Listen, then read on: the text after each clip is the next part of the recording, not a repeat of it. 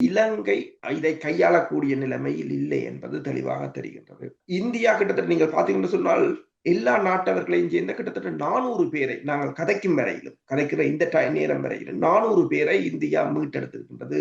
சுற்றுலா பயணிகள், வெளிநாடுகளில் இருந்து வந்தவர்கள், பல்வேறு நாடுகளைச் சேர்ந்தவர்கள் 400 பேரை மீட்டிருக்கின்றனர். இப்ப ஒன்று இந்தியா இதை தனக்கு ஒரு சாதகமாக பயன்படுத்தும். அண்மையில் உங்களுக்கு தெரியும், அமெரிக்காவுக்கும் இலங்கைக்கும் இடையிலான பாதுகாப்பு உடன்பாடு கொண்டு எட்டப்பட்டிருந்தது.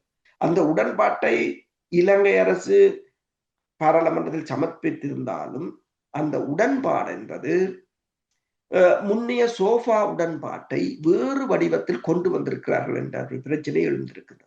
அதாவது 2026ஆம் ஆண்டிலிருந்து கள நிலைமை மாறும் என்று சொல்லப்படுது. இப்ப இந்தியா தான் ஏமாற்றப்பட்டதாக கூட இதில் உணரலாம்.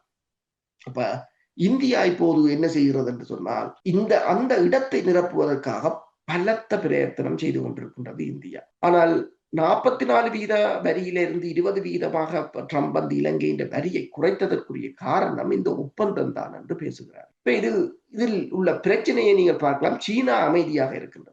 சீனா விடுமையாக கொடுத்த நாங்கள் கதைக்கும் வரையிலும் சீனா கொடுத்தது வந்து $1,00,000 தான் கொடுத்திருக்கு. இவன் நேபாளம் கூட $2,00,000 கொடுத்திருக்கின்றது. மாலதீவு கொடுத்திருக்கின்றது. அதை விட கூட, சீனாவை விட கூட. அமெரிக்கா 2 மில்லியனை கொடுத்திருக்கின்றது. ரஷ்யா, ஆஸ்திரேலியா 1 மில்லியனை கொடுத்திருக்கு. ஆனால் சீனா கொடுத்தது $1,00,000 தான் கொடுத்திருப்பதாக கூறப்படுகின்றது. இனி மேலதிகமாக கொடுக்கிறார்கள் தெரியாது. பெருசாக ஒரு இன்ட்ரெஸ்ட் எடுத்ததாக இல்லை. ஏன்? இந்த அமெரிக்காவுக்கும் இலங்கைக்கும் இடையிலான உடன்பாட்டுக்கு பிற்பாடு இலங்கை அதிபர், இப்ப தென்னிலங்கையில் இருந்து எழுகின்ற பிரச்சனை என்னென்றால், இலங்கை அதிபர் இந்தியாவுடனும் உடன்பாட்டை எழுதியிருக்கிறார், சீனாவுடனும் எழுதியிருக்கின்றார், அமெரிக்காவுடனும் எழுதியிருக்கின்றார்.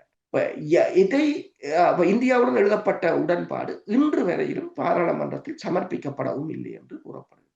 இந்த அரசு எல்லாத்திலும் வெளிப்படையாக இருப்பதாக கூறினாலும் பல விடயங்களை மறைப்பதாக தான் இப்போது தென்னிலங்கையில் கூறுகிறார்கள் பல விடயங்கள். இந்தியாவுடன் எட்டப்பட்ட இந்த பாதுகாப்பு உடன்பாட்டின் அடிப்படையில் தான் இப்போது இந்தியா இவ்வளவு தூரத்துக்கு இலங்கைக்குள் பிரவேசித்திருக்கின்றதா? இப்ப நீங்கள் சொன்னது போல இந்தியா கொமாண்டோக்கள் இறங்கி இருக்கிறார்கள்.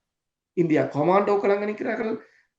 கடற்படை நிற்கின்றது, வான்படை நிற்கின்றது, தரைப்படை நிற்கின்றது, சிறப்பு தேடுதல் படை என்று சொல்கின்றது. அவர்கள் தான் மோப்ப நாயகளுடன் வந்திருக்கிறார்கள் என்று ஒட்டுமொத்த இந்தியாவும் அதற்குள் தான் நிற்கின்றது. இலங்கை கேட்க முதலே இந்தியா அதற்குள் களத்துக்குள் குதித்து விட்டது. இருந்த போதும் பாகிஸ்தானும் தனக்குரிய நிலையை எடுத்து